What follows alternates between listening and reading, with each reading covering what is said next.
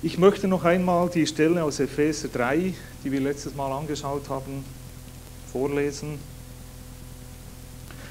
Vers 14 bis 19. Wenn ihr die Bibeln dabei habt, schlagt sie auf, lest mit.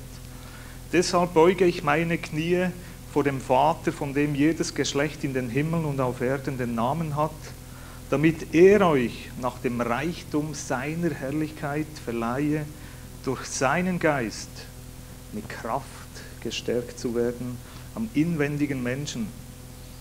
Auf das oder damit Christus durch den Glauben in euren Herzen wohne, indem ihr in der Liebe gewurzelt und gegründet seid. Gott will, dass wir in seiner Liebe, in der Agape-Liebe gewurzelt und gegründet sind, damit ihr imstande seid, mit allen Heiligen inne zu werden. Also alle Heiligen, das sind nicht die Heiligen aus der Vergangenheit, sondern es sind die Heiligen, die Gläubigen, die an Jesus gläubigen, aktuell aus unserer Zeit. Du bist ein Heiliger, eine Heilige, wenn du an Jesus glaubst. Mit allen Heiligen inne zu werden, welches die Breite und Länge und Höhe und Tiefe sei, von der Liebe Gottes. Und jetzt dieser Vers 19, dieses Paradoxon, und zu erkennen, die das Erkennen übersteigende Liebe Christi. Zu erkennen, die das Erkennen übersteigende Liebe Christi. Mit der Folge, auf dass ihr erfüllt werdet zu der ganzen Fülle Gottes. Also wir sollen etwas erkennen, was uns die Bibel sagt, was das Erkennen übersteigt. Das ist die Liebe Gottes. Die Liebe Gottes. Und ich bitte dich, Heiliger Geist, wir brauchen dich auch an diesem Morgen. Wir sind angewiesen auf deine Hilfe, dass du uns die inneren Augen öffnest, dass wir erkennen können, was unsere menschliche Erkenntnis übersteigt. Nämlich die Liebe des Vaters, die Liebe Gottes, die er zu uns hat. Öffne du uns die Augen jetzt. Amen. Wir haben letztes Mal gesehen, Gott möchte, dass wir seine Liebe nicht nur rein theoretisch, verstandesmäßig erfassen, theologisch, sondern dass wir auch auf der Ebene unserer Seele, unserer Gefühle und Emotionen die Liebe Gottes erleben, erfahren, wirklich erfasst sind als ganze Person von seiner Liebe. Wenn du nicht voll erfasst bist, auch in deiner Seele von seiner Liebe, dann brennst du nicht für den Herrn. Dann weißt du alles theologisch, verstandesmäßig, aber du bist nicht entzündet für ihn. Und Gott möchte, dass wir brennen für ihn. Brennen, begeistert sind von ihm. Und Begeisterung spielt sich in unserer Seele ab, in unseren Gefühlen. Begeistert von seiner Liebe. Neutestamentlich gibt es ja im Griechischen 3 Worte für Liebe. Das ist Eros, die körperliche Liebe, wird im Deutschen immer mit Liebe übersetzt.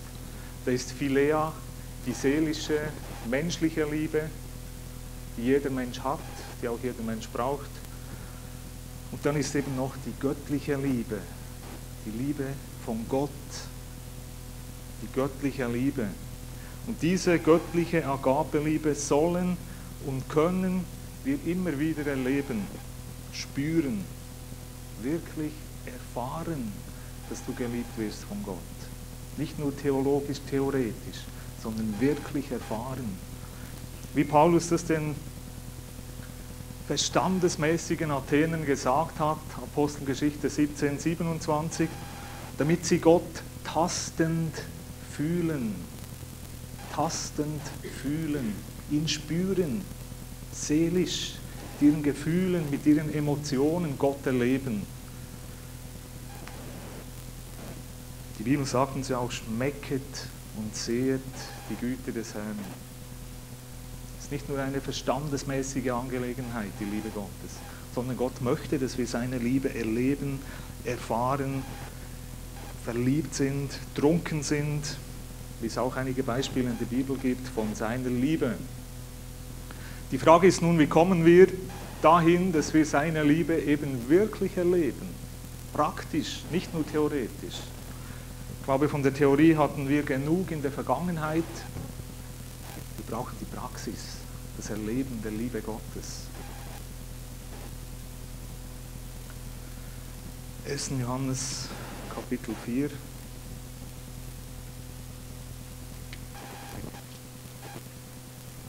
Da steht sehr viel über die Liebe Gottes.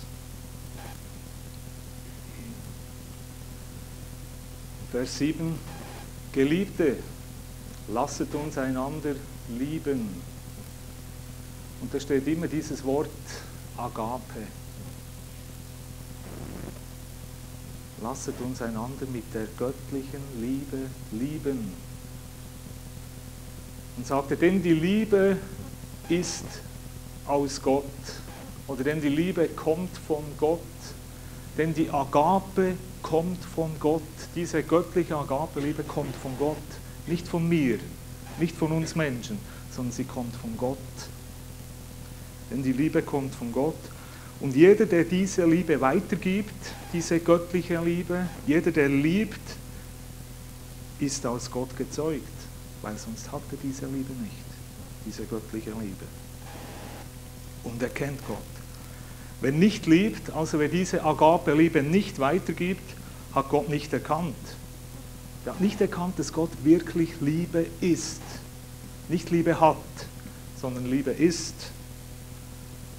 Wer nicht liebt, wer diese göttliche Liebe nicht weitergibt, hat Gott nicht erkannt, denn Gott ist Liebe. Er ist Liebe. Darin ist die Liebe Gottes zu uns offenbar geworden, dass Gott seinen einzigen Sohn in die Welt gesandt hat, damit wir durch ihn leben. Also die Liebe Gottes ist wirksam geworden, damit er Gemeinschaft haben kann mit uns, indem er seinen Sohn Jesus in die Welt gesandt hat, damit wir wieder zu ihm kommen können. Er hat Sehnsucht nach dir, Sehnsucht nach uns Menschen, weil er uns so liebt, weil er dich so liebt. Und dann im Vers 16, wie kommen wir hinein in diese Liebe? Und wir haben erkannt und geglaubt, die Liebe, die Gott zu uns hat. Gott ist Liebe und wer in der Liebe bleibt, der bleibt in Gott und Gott bleibt in ihm. Da steht, wir haben geglaubt. Nein, wir haben erkannt, steht zuerst. Wir haben erkannt die Liebe Gottes. Erkenntnis der Liebe Gottes kommt aus dem Wort Gottes. Nur dort kannst du Gott erkennen, wie er ist, wie er denkt, sein Wesen, sein Charakter. Dass er eben Liebe ist. Erkenntnis kommt aus dem Wort Gottes. In 1. Johannes, im selben Brief, Kapitel 3, Vers 1, sagt uns Johannes, sehet, schauet hin, sehet, was für eine Liebe uns der Vater geschenkt hat, dass wir Kinder Gottes heißen sollen. Und wir sind es. Also du heißt Kind Gottes. Wenn dich jemand fragt heute Nachmittag, hey, wie heißt du? Kannst du sagen, Kind Gottes. 1. Johannes 3, Vers 1. Das ist dein Name, Kind Gottes. Wir haben erkannt, zuerst die Liebe Gottes erkennen, dass Gott Liebe ist. Und dann glauben. Wir müssen die Liebe Gottes glauben. Glauben. Unser Lehrer an der Bibelschule in Berlin, der hat immer gesagt, Glaube heißt nehmen. Nehmen. Etwas im Glauben nehmen. Glaube heißt nehmen, im Glauben annehmen für dich. Die Liebe nehmen, annehmen, empfangen. Nehmen und empfangen ist im Griechischen dasselbe Wort. Also die Liebe erkennen und die Liebe glauben, nehmen. Und wenn du sie genommen hast, wenn du sie angenommen hast, dann wirst du sie auch spüren, erleben, erfahren. Und dann das Wichtige, der dritte Punkt, in der Liebe bleiben. Bleiben. Schauen wir dann an, wie das praktisch aussieht, wie bleiben wir in der Liebe Gottes. Erkennen, glauben, der Glaube kommt ja auch aus dem Wort Gottes, sagt uns die Bibel, und dann darin bleiben. Grundsätzlich sagt uns die Bibel ja, Römer 5, Vers 5, die Liebe Gottes, die Agape-Liebe ist ausgegossen in unsere Herzen durch den Heiligen Geist. Also die Liebe Gottes ist da, sie ist da in deinem Herzen. vergleichbar mit einem Tank oder mit einem Kanister. Die Liebe Gottes ist ausgegossen in unseren Kanister, vollgemacht, aufgefüllt. Ich habe da ein schönes Bild gefunden. So siehst du aus in diesem Bild. Und jetzt wirst du aufgefüllt, nicht mit Benzin, sondern mit der Liebe Gottes. Dein Herz ist so ein Kanister, ist so ein Tank. Und du wirst aufgefüllt, bis du voll bist von der Liebe Gottes. Voll davon, der Agape-Liebe. Und wie das auch in Wirklichkeit so ist, dieser Kanister bleibt nicht voll.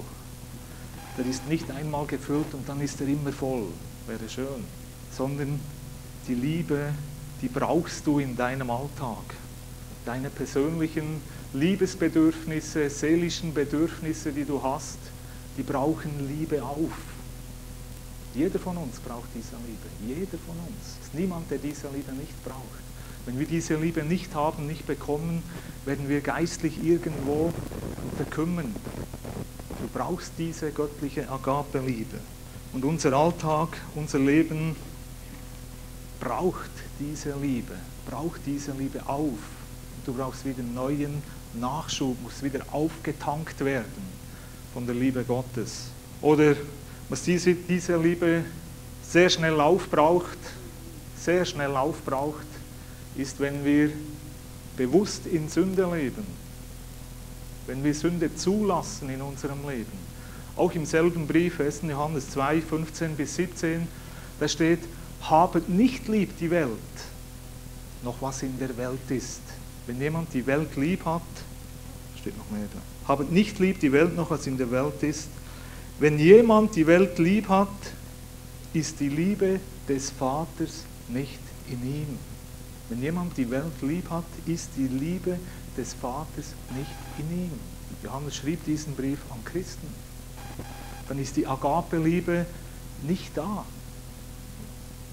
Sie ist irgendwo isoliert, versteckt in dir drin und du erlebst sie nicht. Denn alles, was in der Welt ist, die Lust des Fleisches und die Lust der Augen, kennen wir alles, und die Prahlerei in der Lebensweise stammt nicht vom Vater, sondern es stammt von der Welt.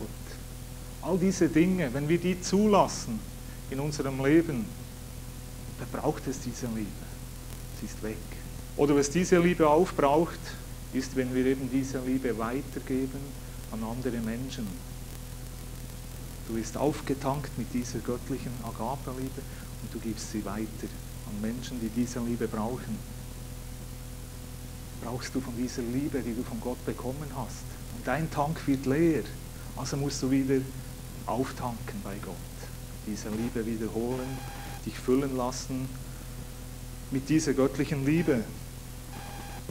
Wir müssen voll sein von dieser Agape-Liebe, damit wir sie weitergeben können. Du musst voll sein von dieser Liebe, damit du sie weitergeben kannst. Was du nicht hast, kannst du nicht geben.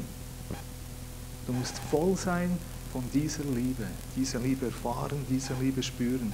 In 1. Johannes 4,19, einige Verse später, sagt er, wir lieben, das ist griechisch und heißt Agapomen, wir lieben, denn er hat uns zuerst geliebt. Das ist die richtige Reihenfolge. Wir lieben, weil er uns geliebt hat.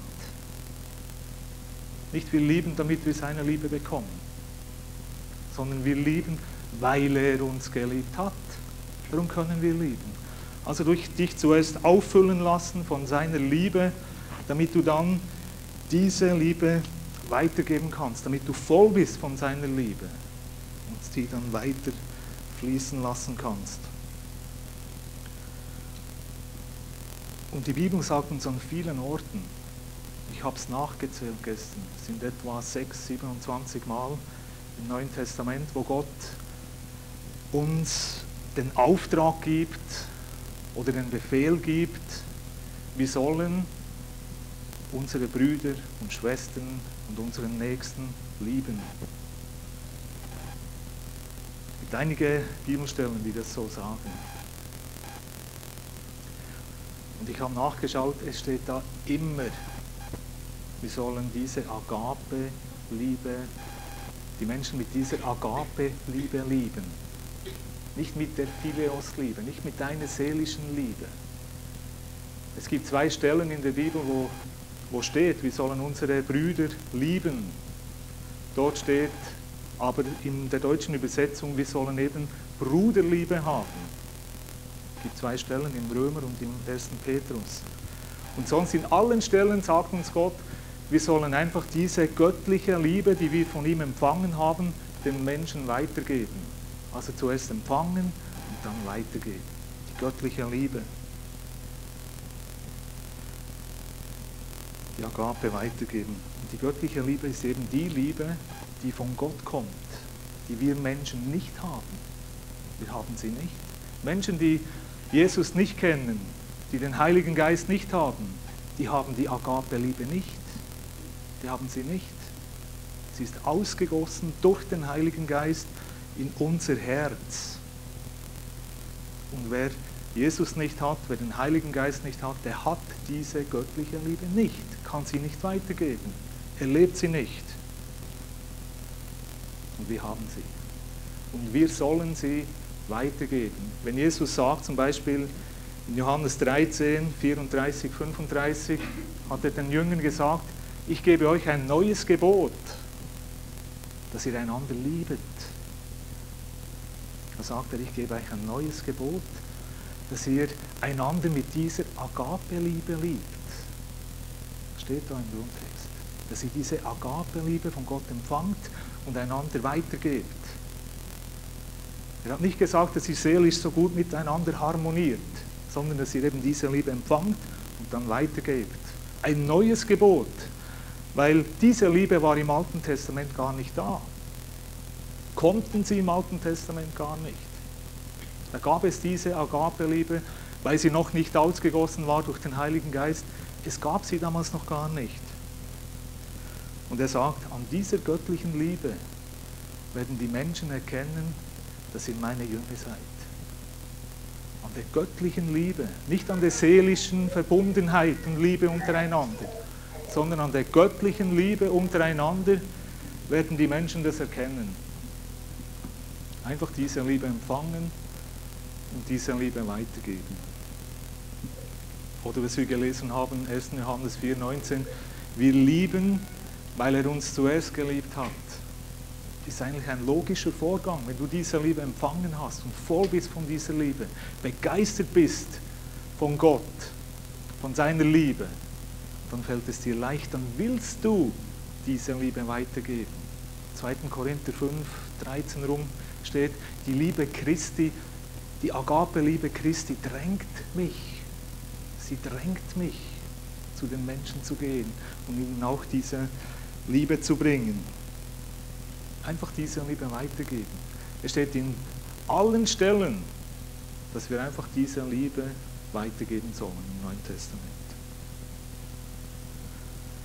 Wenn wir aber nicht voll sind von dieser Liebe und lieben wollen, können wir nur unsere eigene seelische, menschliche Philea-Liebe weitergeben. Und dazu fordert uns Gott nicht auf. Er fordert uns nie dazu auf, dass wir unsere seelische Liebe weitergeben. Warum fordert er uns dazu nicht auf? Weil diese seelische, menschliche Liebe, die ist nicht selbstlos. Diese menschliche, seelische Liebe, die sagt, ich liebe nur, wenn ich zurückgeliebt werde. Und wenn ich nicht zurückgeliebt werde, dann hört meine seelische, menschliche Liebe irgendwann auf. Diese seelische, menschliche Liebe ist abhängig von Sympathie, von Antipathie. Sie ist begrenzt, sie kann frustriert werden, sie kann enttäuscht werden. Sie entspricht nicht dem, was wir in 1. Korinther 13 in diesem Buch oder in diesem Kapitel über die Liebe lesen. Sie ist nicht selbstlos, sondern diese seelische Liebe will zurückhaben. Und wenn wir nur unsere eigene seelische, menschliche Liebe haben und nur auf diese Liebe angewiesen wären, wenn Gott uns auffordern würde, nur mit dieser seelischen Liebe zu lieben, dann wäre das eigentlich unmöglich, wo er sagt in Lukas 6, liebet eure Feinde. Da steht auch wieder Agape. Gebt euren Feinden diese Liebe Gottes, die ihr empfangen habt, weiter, sagt er da. Tut ihnen Gutes. Können wir nicht mit unserer seelischen Liebe. Werden wir überfordert. Und im Alten Testament, als die Liebe Gottes noch nicht ausgegossen war, gibt es auch keine Beispiele von solcher Feindesliebe. Das funktioniert nicht mit unserer eigenen menschlichen, seelischen Liebe. Das wäre humanistisches Gedankengut. Das geht nicht. Unsere seelische Liebe wäre dazu nicht in der Lage, überfordert. Und da sind wir voll auf Gottes Hilfe angewiesen. Da brauchen wir ihn, da brauchen wir seine Liebe. Und er weiß das und darum fordert er uns auch nie auf, dass wir diese seelische, menschliche Liebe weitergeben sollen. Sondern er sagt, gib die göttliche, die Agape-Liebe weiter. Wer also seelisch, menschlich liebt, er wartet zurück. Und wenn nichts zurückkommt, dann hört diese Liebe auf. Und die Agape-Liebe, die ist eben anders. Die hört nicht auf. Die ist nicht begrenzt. Die ist unbegrenzt. Diese Agape-Liebe, die erträgt und liebt trotzdem. Die vergibt, die gibt Gnade, die gibt Wiederliebe. Denkt an Jesus, als er gekreuzigt wurde und sie ihm die Nägel durch die Handgelenke schlugen und das Kreuz aufstellten, in den Boden rammten, diese furchtbaren Schmerzen, die er da erlitten hat. Und da hat er gesagt, Vater, vergib ihnen. Vergib ihnen. Das kann nur diese göttliche Agape-Liebe. Das kann unsere seelische, menschliche Liebe nicht. Unmöglich.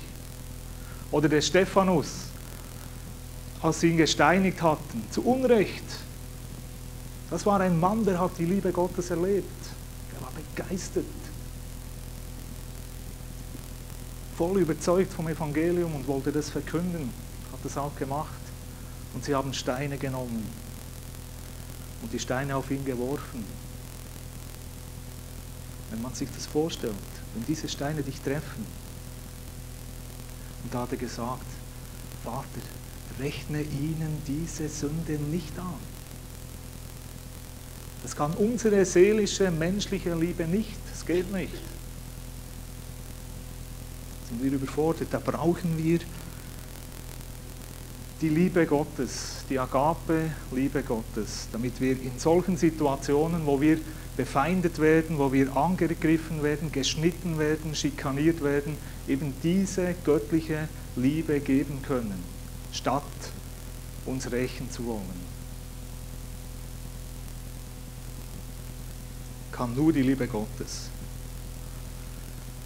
Und der fiese Trick Satans in der ganzen Geschichte ist er will uns auch in diesem Bereich immer wieder aufs Glatteis führen. Und er sagt dir, hey, du musst lieben. Ihr habt schon richtig gehört. Er sagt dir, du musst lieben. Er treibt uns dazu an, die Menschen zu lieben. Das ist ja nicht falsch, schließlich sagt es Gott auch. Er sagt dir, du musst lieben. Und du sagst dann, ja genau, stimmt, ich muss lieben. Und du weißt, dass du das vielleicht nicht so gut kannst und musst dich zusammenreißen und sagst, okay, ja, ich versuche jetzt auch die zu lieben, wo es vielleicht ein bisschen schwieriger ist. Ich versuche, die Menschen zu lieben. Satan wird dir nie sagen, nie, das wird er nicht machen, er wird dir nie sagen, geh zum Vater und füll dich einfach mit seiner Liebe. Und dann gib diese Liebe weiter. Das macht er nicht, sondern er sagt dir, liebe jetzt die Menschen. Und du sagst, ja, mache ich, versuche ich. Und dann versuchst du das und liebst mit deiner eigenen seelischen, menschlichen Liebe. Und irgendwann merkst du, hey, ich bin so erschöpft. Ich bin so erschöpft. Und es kommt nichts zurück. Ich bin so enttäuscht. Die Menschen sind so fies. ich bin so gut, habe mich so bemüht und die Menschen sind alle so fies zu mir. Habt ihr auch schon erlebt wahrscheinlich? Er treibt uns an, zu lieben, aber eben ohne diese göttliche Liebe, sondern unsere eigene seelische, menschliche Liebe, dass wir uns zusammenreißen, uns anstrengen, uns bemühen, einander zu lieben. Dann sind wir irgendwann frustriert, erschöpft, ausgebrannt, ausgelaugt und frustriert. Vielleicht schaffen wir es einige Zeit ganz gut und dann können wir eben sagen, hey, ich habe geliebt, ich kann das. Also für meine Leistung, die ich erbringe, bekomme eigentlich auch ich die Ehre. Also wenn ich mit meiner eigenen menschlichen Liebe liebe, dann kann ich mir auch zuschreiben, hey, ich habe es gut gemacht. Wenn ich aber weiß, es kommt von ihm, seiner Liebe, ich habe seine Liebe empfangen und ich habe nur seine Liebe weitergegeben. Ob etwas zurückgekommen ist oder nicht, ich habe nur seine Liebe weitergegeben. Ist nicht meine Leistung, ist nicht meine Anstrengung, ist nicht meine Bemühung, sondern es kommt von ihm und ich habe es weitergegeben. Dann brennen wir nicht aus, dann werden wir nicht erschöpft und müde. Satan will uns in die Frustration hineinbringen, in die Enttäuschung, dass wir dann dahin kommen und sagen, ich habe es versucht, ich habe mich so bemüht und angestrengt und es ist so schwierig und hat eigentlich nicht funktioniert in meinem Leben. Es hat nicht geklappt.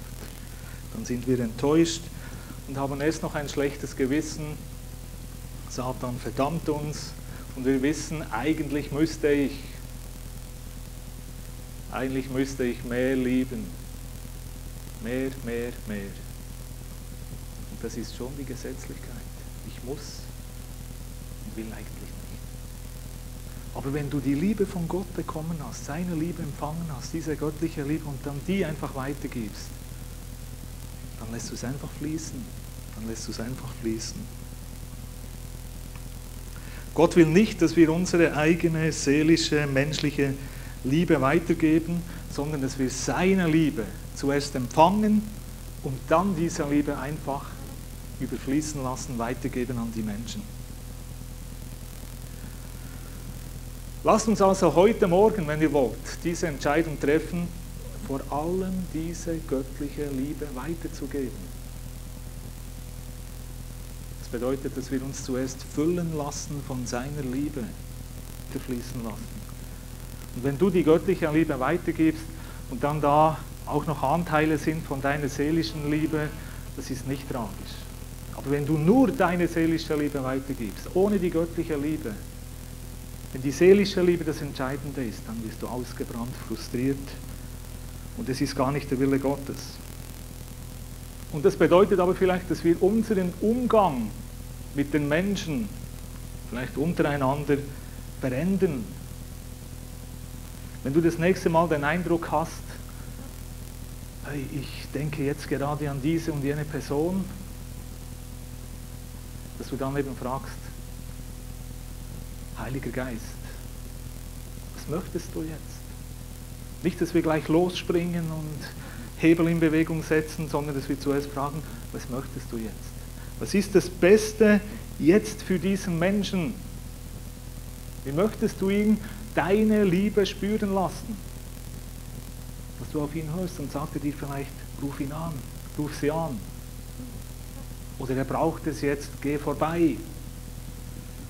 Lad ihn ein oder wie auch immer. Oder vielleicht sagt er dir einfach, bete für ihn, bete für sie. Der andere weiß von nichts. Und du betest einfach für ihn, bist vor Gott für ihn.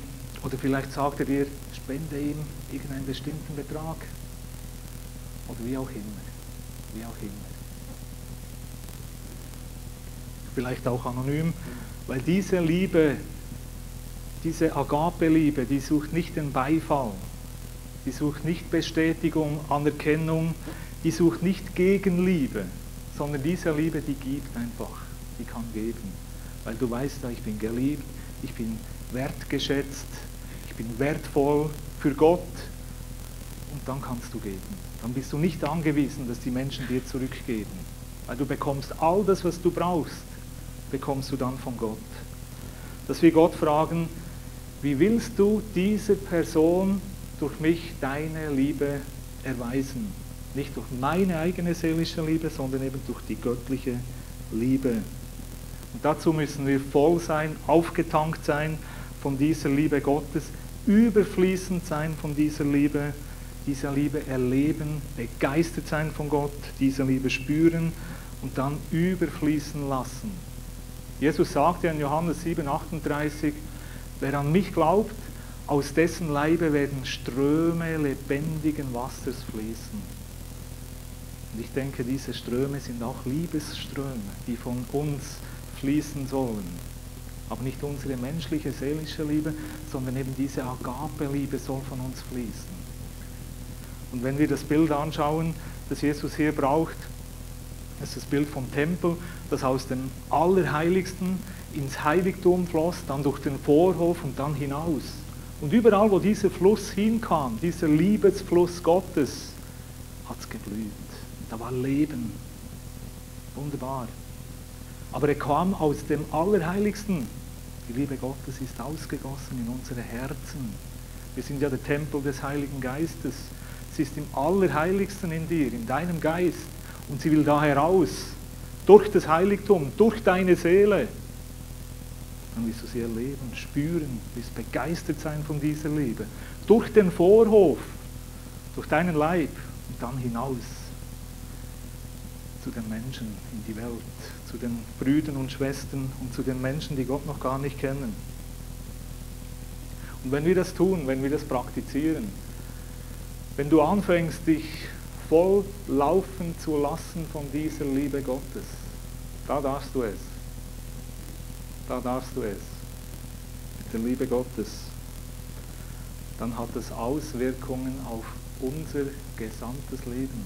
Dann hat das Auswirkungen auf deine Lebensführung. Dann wirst du nicht mehr der oder dieselbe sein. Dann werden wir plötzlich so leben wollen, dass wir diese Liebe nicht mehr verlieren.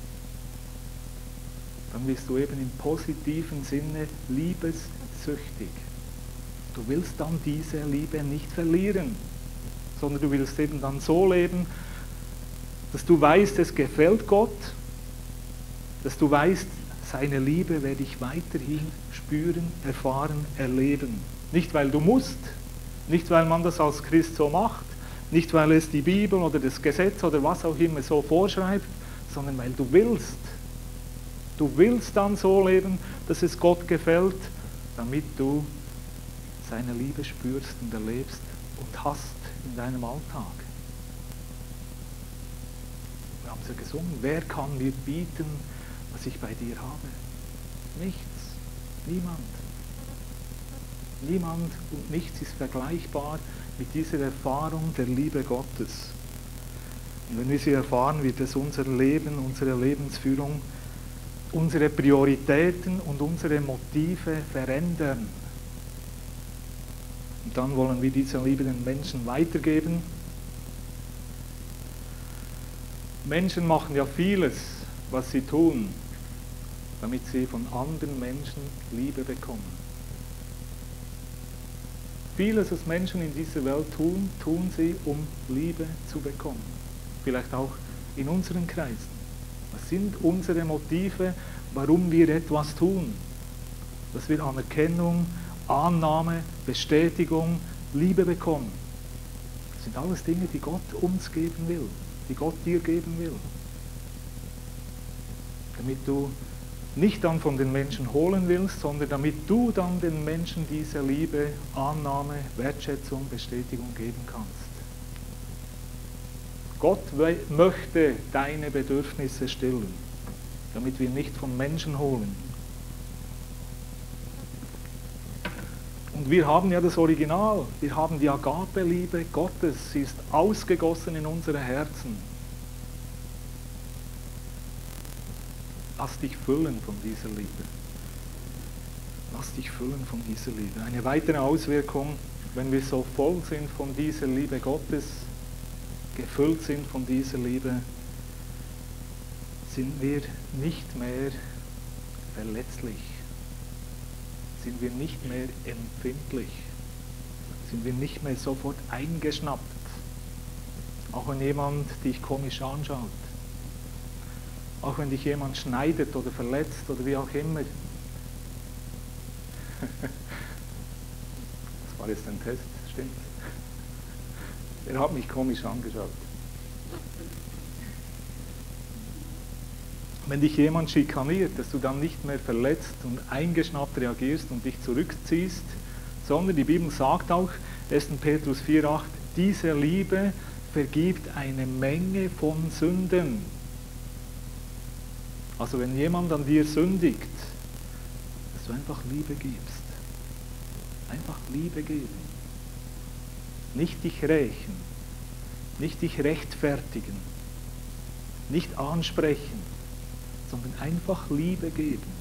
Aber das kannst du nur, wenn du voll bist von dieser Liebe, sonst kannst du das nicht. Das ist unmöglich. Hast du sicher schon versucht. Ich reagiere jetzt einfach mit Liebe und innerlich brodelt's. Geht nur, wenn du voll bist von dieser Liebe, sonst geht es nicht.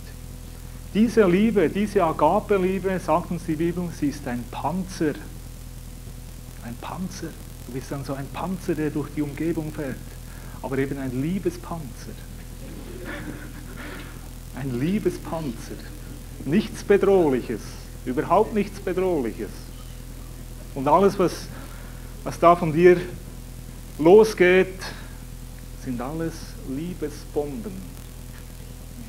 Es segnet die anderen, es tut ihnen gut, es bestätigt, es schätzt Wert oder wertschätzt oder wie auch immer. Es tut den Menschen gut, weil du einfach voll bist von dieser Liebe. 1. Thessaloniker 5,8, die Liebe ist ein Panzer. Schützt dich vor allem, was dich fertig machen und runter machen und bedrohen will.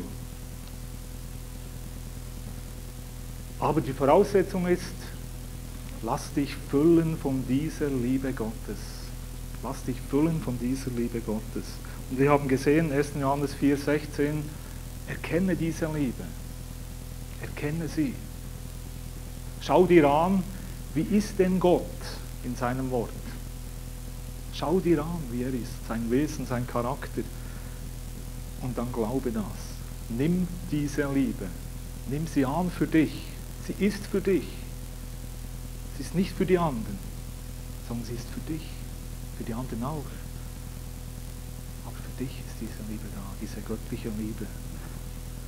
Und dann vor allem, bleibe in dieser Liebe. Bleibe in dieser Liebe.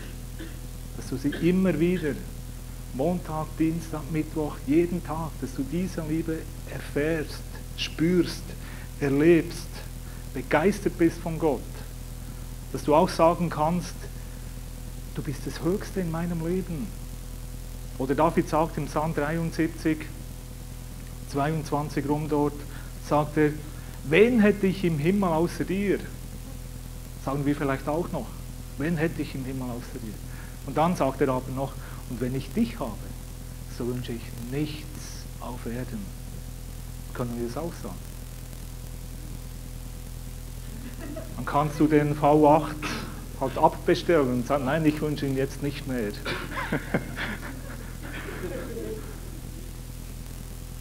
Der ging am Noldi. Ich wünsche nichts mehr auf Erden, wenn ich dich habe.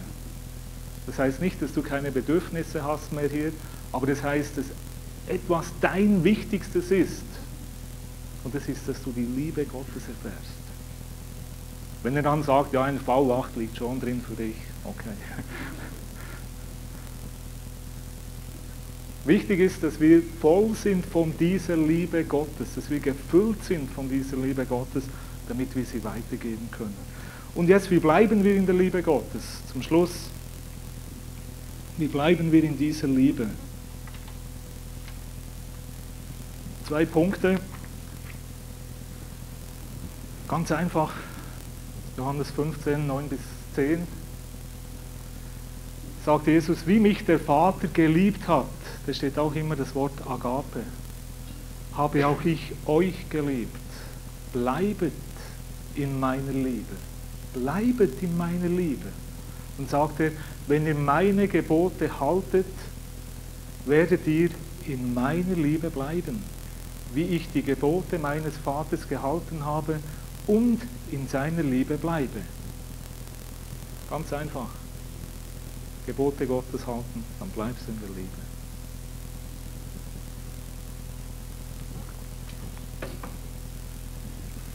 Ich weiß nicht, könnt ihr euch erinnern, ich habe euch mal gesagt, dass dieses Wort halten im Griechischen heißt. Gebote halten heißt eigentlich nicht die Gebote erfüllen, sondern es heißt die Gebote festhalten, bewahren. Das bedeutet, das Wort Gottes festhalten, bewachen, bewahren in dir drin. Also keine Leistung, die du jetzt tun musst. Nicht wieder das, dass du sagst, okay, aber jetzt muss ich versuchen, die Gebote Gottes zu halten. Und am Dienstag merkst du schon, ich schaffe es wieder nicht. Bist wieder frustriert, erschöpft, enttäuscht, weil es nicht geht.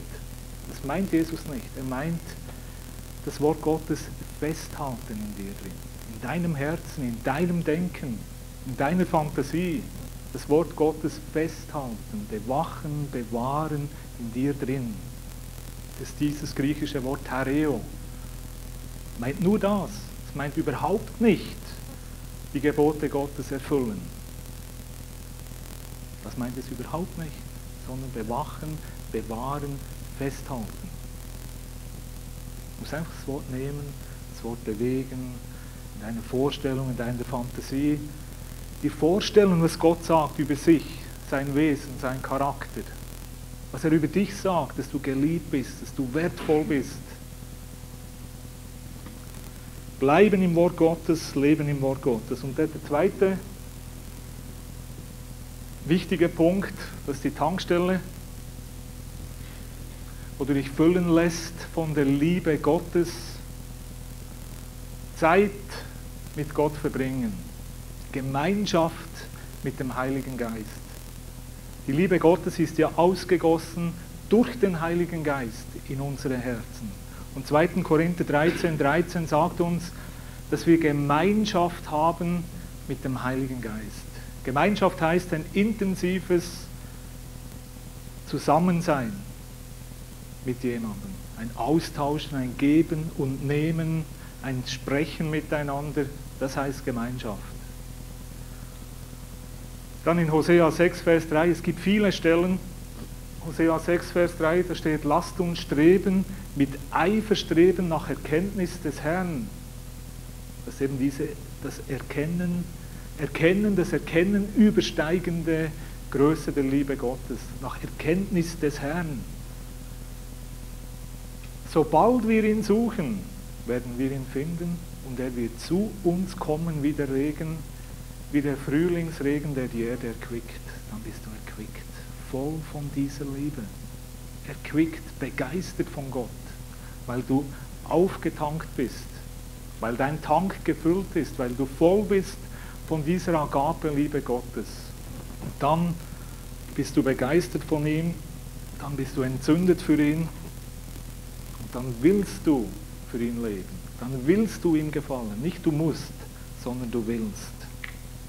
Und dann kannst du sagen wie Josef Haydn, ich bin halt so froh, wenn ich an meinen Gott denke. Ich bin so begeistert von ihm.